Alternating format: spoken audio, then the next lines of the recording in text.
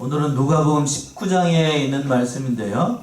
누가복음 19장 1절에서부터 10절까지 있는 말씀을 한번 살펴보도록 하겠습니다.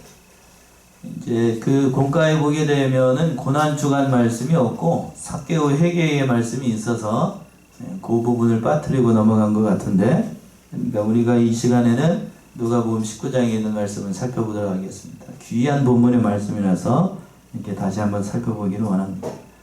그래서 이제 말씀의 제목을 삭개오의 회개 이렇게 제목을 잡았습니다. 누구의 회개라고요? 삭개오의 회개.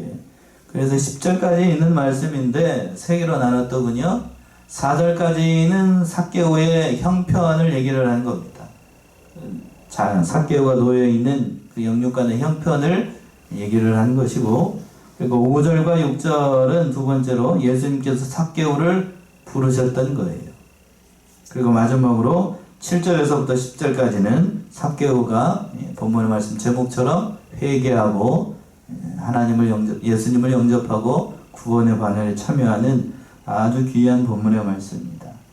첫 번째 내주로 와서 삭개오의 형편을 얘기를 하는 것인데, 먼저 한번 1절 한번 읽어보시겠어요? 예수께서 여리고로 들어 지나가시더라.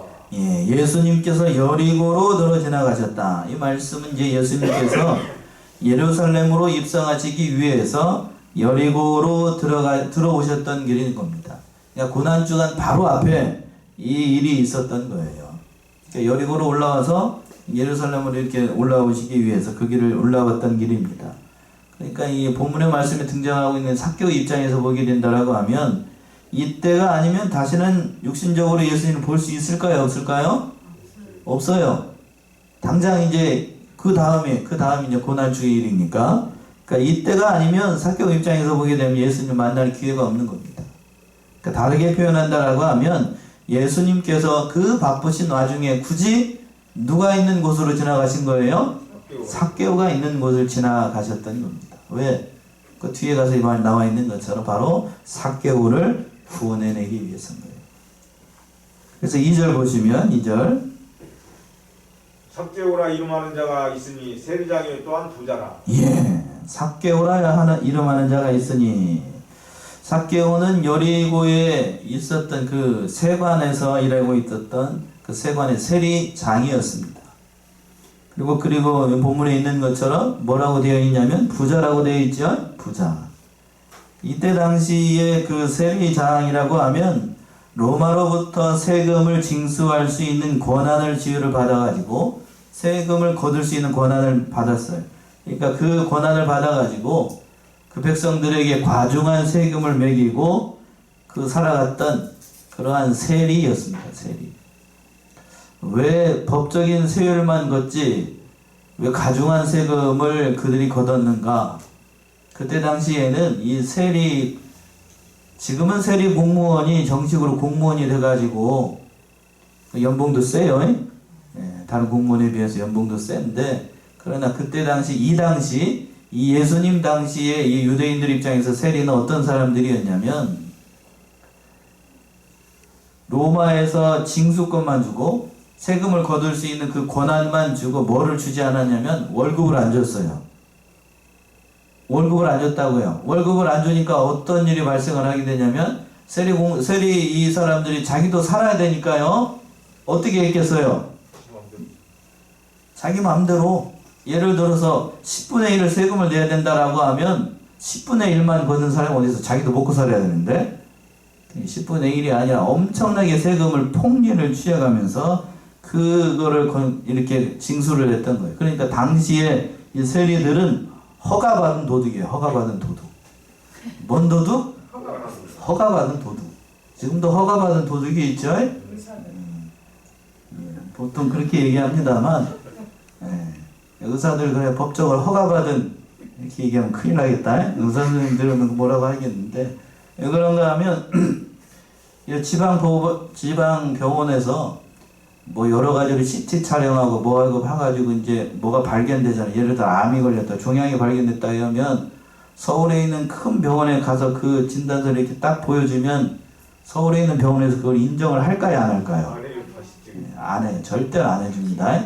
처음부터 다시 해야 돼요. 처음부터.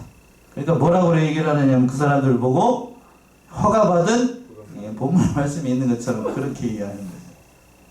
그러니까 그 조그마한 병원에서 했던 걸 근거로 해가지고 내가 이렇게 얘기를 해야 된다. 그거 만약에 오진하게 되면 이해가 돼요. 나름대로 이해가 됩니다. 만일에 한 가지라도 오진하게 되면 그 책임이 담당 의사에게 전가가 되니까 병원 입장도 이해가 안 되는 바는 아닙니다만, 자, 거기까지 하고 오늘 본문의 말씀에 등장하고 있는 삭개오도 그 세리였어요.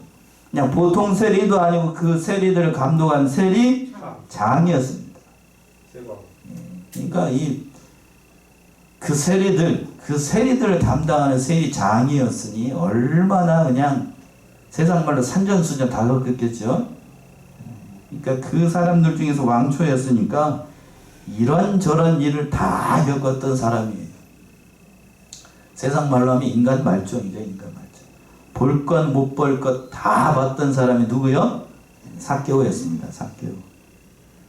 그러니까 그런데 피도 눈물도 없이 그냥 그 모든 세금을 징수했던 것이 이 삭개오였는데, 그 하반절에서 그랬죠. 세리장이요 또한 부자였다. 그러니까 보통 유대인들은 그러니까 세리를 어떻게 생각을 했냐면 창녀와 그런 사람으로 동급으로 취급을 해가지고 죄인의 대표 명사와 세리와 창녀였어요. 세리와 창녀. 그러니까 죄인은 멀리서, 그러니까 유대인들이 가는 길에 멀리서부터 세리 같은 사람이 딱 오고 있다 그러면 보는 순간 어떻게 하냐면 길을 침택 밟고 돌아가 버립니다. 같이 얼굴을 상종을 안 해요. 그 정도로 인간 취급을 못 받았던 게 바로 세리였던 거예요. 세리. 근데 재밌는 것 또 한 가지가 뭐냐면 이 사람의 이름이 뭐라고 그랬어요? 삭개오라고 그랬죠. 삭개오.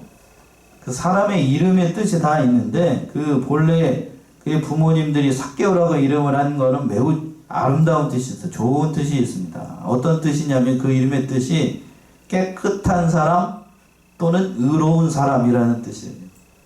삭개오 이름의 뜻이 뭐라고요? 깨끗한 사람, 의로운 사람. 예, 부모님이 그런 사람이 되기를 바라면서 그렇게 이름을 졌는데, 아쉽게도 이 사람이 직업이 뭐였다고요? 세리야. 깨끗한 사람, 의로운 사람은 전혀 반대의 사람이 됐던 거죠. 전혀 반대의 사람이 됐어요. 그러니까 세리장까지 돼 있으니 얼마나 그 삶이 고단하고 얼마나 괴롭고 그랬겠어요. 사람 취급 못 받고 그런 가운데 있었습니다. 그런 형편에 있었어요. 그때에 그 자리로 누가 지나가시게 됐냐면, 자, 오늘 볼 말씀의 주인공이신 예수님께서 그 자리를 지나가시죠. 3절과 4절이요. 저가 예수께서 어떠한 사람인가 하여 보고자 하되 키가 작고 사람이 많아 할 수 없어 앞으로 달려가 보기 위하여 뽕나무에 올라가니 이는 예수께서 그리로 지나가시게 되미러라. 예. 이제 그때에 마침 예수님이 그 길을 지나갔다라는 소문을 이 삭개오가 듣게 됐던 겁니다. 그러니까 예수님이 어떠한 사람일까? 들리는 소문에 의하게 되면은 그 예수님이 중풍병자도 고쳐주고 뭐 수많은 죄인들 또 다 맞아주시고 눈먼 자도 고쳐주시고 심지어는 죽은 자도 고쳐주신 그런 주님이라고 하는데, 도대체 그분이 어떻게 생겼는가 궁금증이 생겼던 거예요. 그러니까 너무 이제 만나고 싶고 사모하는 마음이 있어가지고 그 예수님을 보기 위해서 많은 사람들이 있는 앞으로 달려갔던 겁니다. 근데 그 세리장이었던 이 삭개오가 키가 뭐가요? 작았습니다. 얼마나 작았는지 성경에 등장하지 않아서 알 수가 없는데 보통 사람보다 키가 작았던 겁니다. 키가 작아가지고 무리들이 옹호하고 있는 예수님을 바라볼 수가 없었어요. 키가 작으니까. 그래서 이 사람이 그 예수님을 보기 위해서 어느 나무에 올라갔다라고 되어 있냐면, 우리 개역 성경에는 뽕나무라고 되어 있죠. 자, 개정판에는 뭐라고 되어 있나요? 4절 한번 읽어보세요. 개정판. 무슨 나무요? 돌무화과 나무.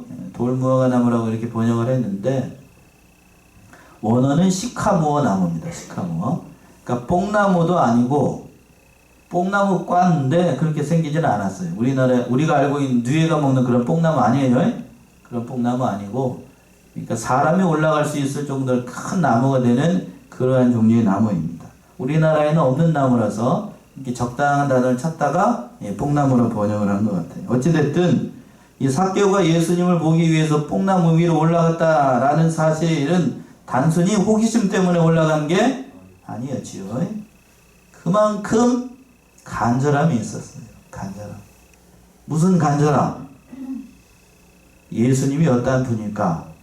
라고 하는 그 궁금증과 그리고 나 같은 사람을 이렇게 사람들로부터 사람 취급도 못 받은 이러한 죄인을 예수님께서 과연 나를 영접해 주실 것인가 하는 기대감으로 그 예수님이 어떠한 분인가 멀찌감치서라도 그 모습만이라도 보고 싶어가지고 어디 위로 올라가요?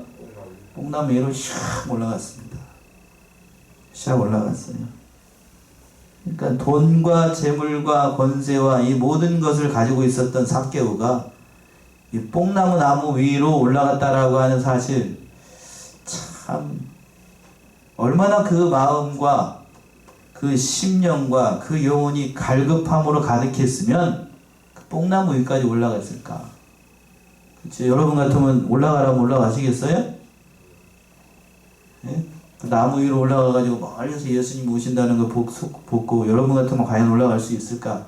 내가 과연 삭개오라고 하면 어떻게 행동을 할까를 먼저 한번 생각해 봤으면 좋겠어요. 그러니까 이 삭개오의 마음 가운데 나 같은 사람을 예수님께서 영접해 주실 것인가 하는 그런 간절함을 가지고 그 뽕나무 위로 올라갔던 겁니다.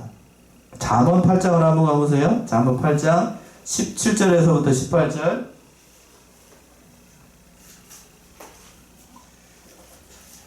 잠언 8장 17절에서부터 18절. 나를 사랑하는 자들이 나의 사랑을 입으며 나를 간절히 찾는 자가 나를 만날 것이라. 고기가 내게 있고 장구한 샘물의 공기도 그러하니라. 예. 잠언 8장 17절에서 이렇게 되어 있어요. 나를 사랑하는 자들이 나의 뭐를 입고 사랑을 입으며 나를 간절히 찾는 자가 나를 만날 것이라. 부귀가 내게 있고 장구한 재물과 또 무엇도 있다고 되어 있어요? 의도 그러하니라. 의. 여기서 개정판은 공이라고 번역을 하는 것 같고 의도 그러하다. 의로움도 누구에게 있다고요? 하나님께 있어요.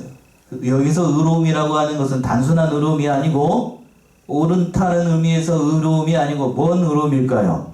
죄로부터 해방이 되는 그 칭의의 의로움을 얘기를 하는 거예요. 그 의로움이 누구에게 있다고요? 하나님께 있다. 그러니까 여기서 이 말씀을 따라서 생각을 해본다라고 하면 삭개오가 뽕나무 나무 위로 올라갔던 것은 뭐가 갈급했기 때문이죠?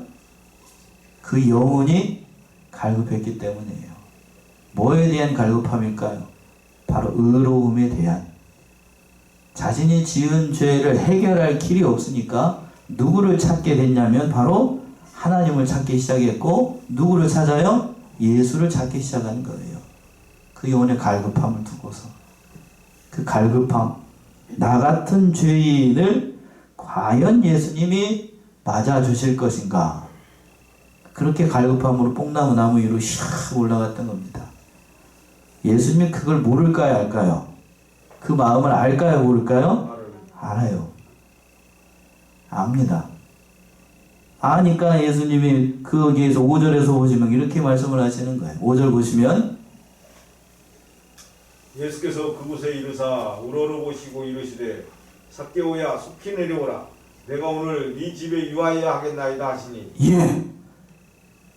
뽕나무 나무 위로 올라갔던 삭개오의 마음을 예수님이 이미 알고 계셨어요. 이미 알고 계셨습니다. 그러면서 뭐라고 얘기하셨냐면 나무 위 예수님이 어디에 있고 뽕나무 나무 아래에 있고 누가 위에 있죠? 삭개오가 나무 위에 있어요. 그러니까 예수님이 우러러보시면서 삭개오더러 얘기를 하는 거죠. 삭개오야 속히 내려오라. 이렇게 말씀을 하셨어요. 자, 여기서 또 한 가지 중요한 사실이 있는데 삭개오가 예수님을 만날 때 나 삭개오예요 그러면서 예수님께 자기 이름을 얘기했나요? 나 삭개오 이렇게 얘기한 게 아니죠. 이미 예수님께서 거기에 나무 위에 올라가 있는 사람이 누구인가 라는 사실 그 이름을 다 알고 계셨다는 거예요. 다 알고 계셨어요. 그러니까 예수님이 이미 나무 위로 올라가신 삭개오를 보시고 계셨고 이미 그 사정을 다 알고 계셨고 왜 나무 위로 올라갔는지를 예수님이 다 알고 계셨던 거예요.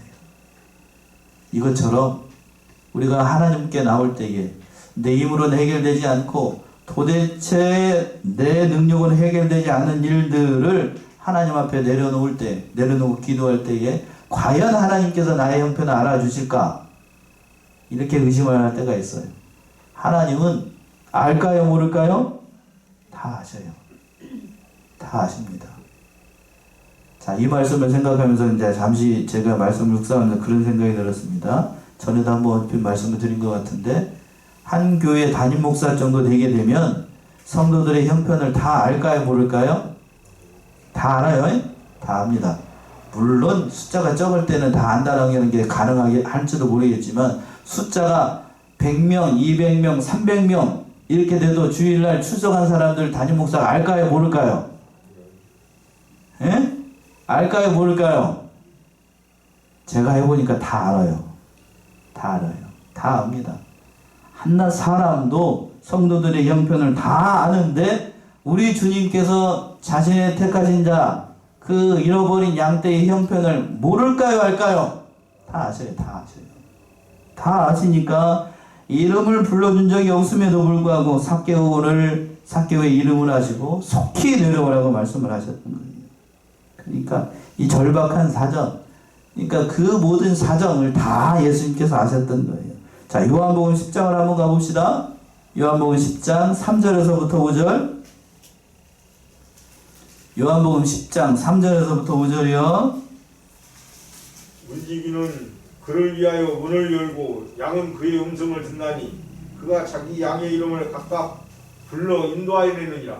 자기 양을 다 내어놓은 후에 앞서가면 양들이 그의 음성을 아는 고로 따라오되 타인의 음성은 알지 못하는 고로 타인을 따르지 아니하고 도리어 도망하느니라. 예. 자, 삭개오의 이름을 예수님께서 알고 다 부르셨던 것처럼 이름뿐만 아니라 그 모든 형편까지 예수님께서 알고 계셨던 거예요. 그 중심에 갈급하여 있는 그 마음, 죄의 문제를 해결하지 못해서 끙끙대고 있는 삭개오의 그 영적인 형편까지 이미 다 예수님은 꿰뚫어 보고 계셨던 거예요. 그러니까 삭개오의 이름을 불렀다라는 사실은 그 예수님께서 그 모든 형편을 아시고 그를 있는 그대로 다 받아들였던 겁니다. 있는 그대로 받아들인 거예요. 있는 그대로.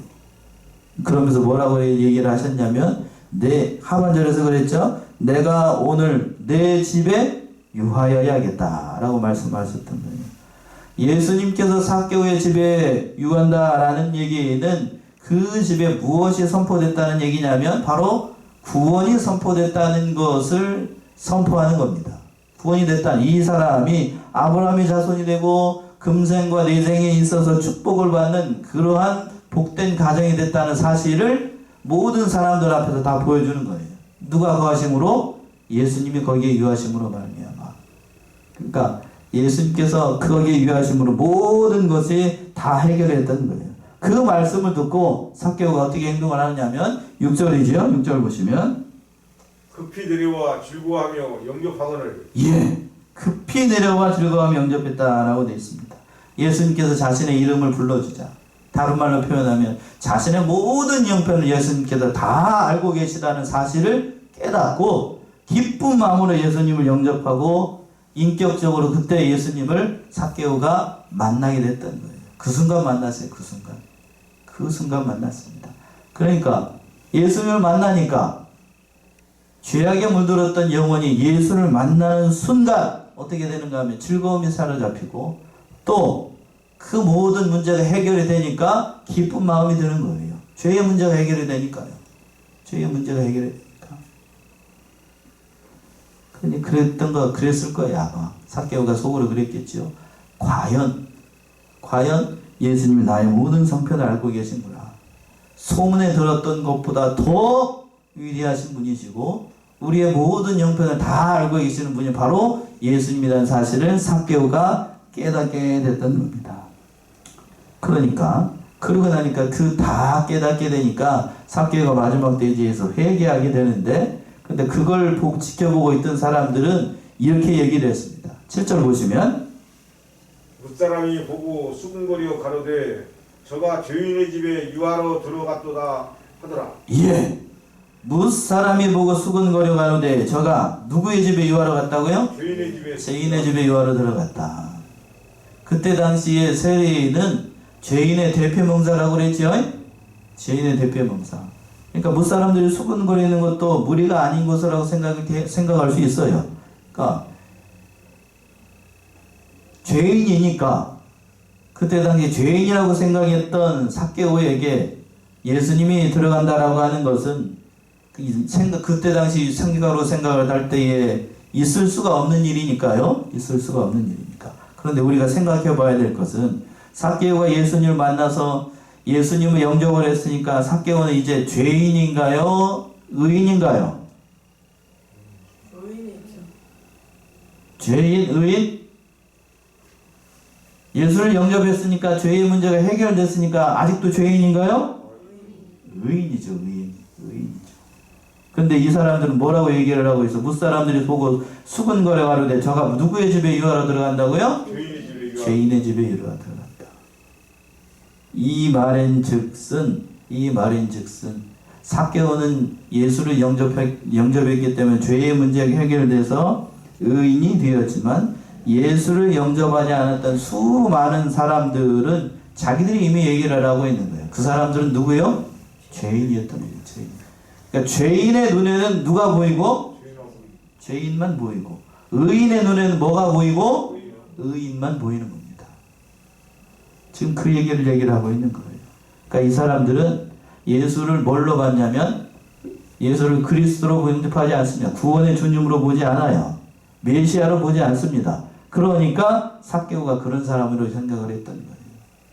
죄인으로밖에 보이지 않는 겁니다. 죄인으로밖에 보이지 않아요. 그러나 예수를 영접했던 삭개오는 바로 예수님을 그리스도로 영접을 했던 겁니다. 그러니까 삭개오가 8절처럼 고백을 하는 거예요. 8절 보시면 삭개오가 서서 주께 여짜오되 주여 보시옵소서 내 소유의 절반을 가난한 자들에게 주겠사오며 만일 네 것을 토색한 일이 있으면 4배나 갚겠나이다. 예. 자, 이 말씀을 통해서 보게 되면 이 삭개오가 진심으로 예수님을 영접하게 됐고, 그리고 예수를 영접하게 되니까 지금까지 자기가 누렸던 모든 것이 아무것도 아니다라는 사실을 깨닫게 됐다는 사실을 깨닫게 됩니다. 내 소유의 절반을 가난한 자들에게 먼저 주겠다라고 얘기를 했어요. 그리고 난 다음에 만일 네 것을 토색한 것이 있으면 몇 배를 갚겠다고요? 4배나 갚겠다. 일단은 첫 번째로 얘기를 하기를 자기가 모은 재산 가운데 절반을 딱 잘라가지고 누구에게 나눠주고? 가난한 자들에게 나눠주고, 그리고 난 다음에 나머지 절반은 혹시 내가 토색한 것이 있으면 몇 배를 갚겠다고요? 자, 앞에서 제가 얘기를 했습니다. 세리는 정당하게 세금을 거두면 자기가 살 수 있다고요? 없다고요? 못 살아요. 토색한 것이 있으면 4배를 갚겠다라는 말은 이미 다 자기가 토색했다는 얘기죠. 그걸 인정하는 거고, 그 모든 재산을 다 누구에게 나눠주겠다는 거예요? 자기가 잘못 거둔 그 사람들에게 4배를 다 갚겠다. 그럼 이 삭개오는 어떻게 되는 거예요? 그 가진 재산 다 어떻게 되는 거죠? 남는 게 있을까요? 없을까요? 남는 게 없어요. 남는 게 없습니다. 자, 예수를 영접하고 나니까, 예수를 만나고 나니까 자기가 지금까지 누렸던 세리장으로서 누렸던 모든 것, 부, 명예, 권세, 그게 아무것도 아니다는 사실을 깨닫게 된 겁니다. 예수를 진심으로 영접하게 되면 자신의 죄를, 그 모든 죄를 깨끗하게 씻겨주신 예수 그리스도를 발견하게 되면 이 세상에 있는 것, 그게 중요한 게 아니라는 사실을 깨닫게 돼요. 자, 누가복음 12장을 한번 가봅시다. 누가복음 12장 15절.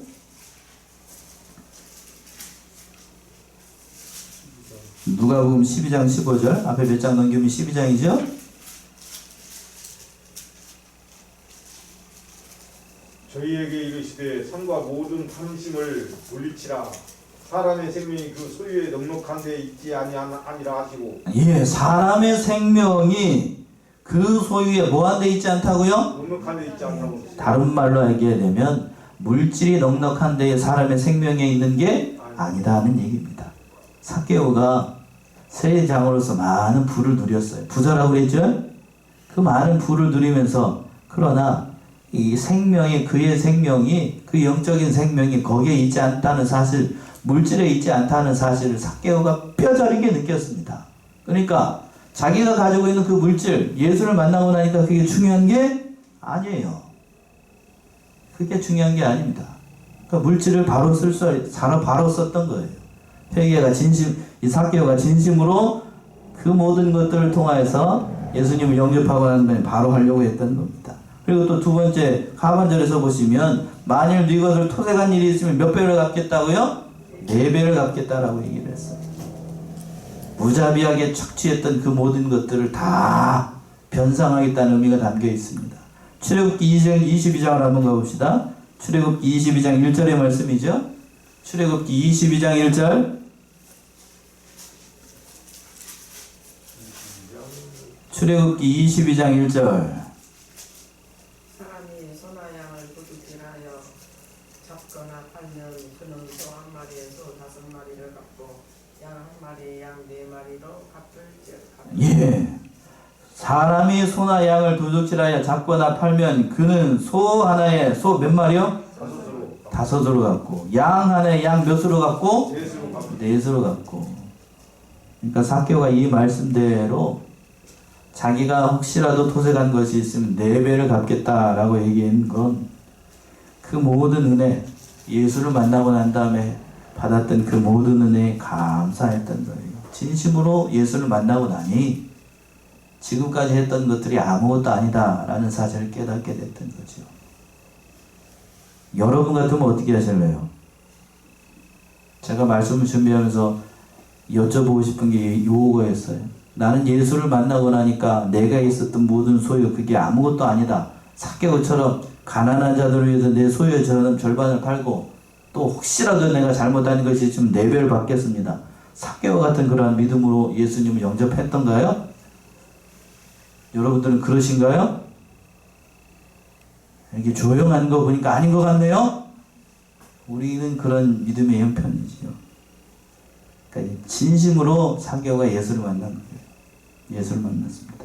그 모습을 보고 우리 예수님께서 이렇게 말씀하시죠. 9절 보시면 예수께서 이르시되 오늘 구원이 이 집에 이르렀으니 이 사람도 아브라함의 자손이미로라.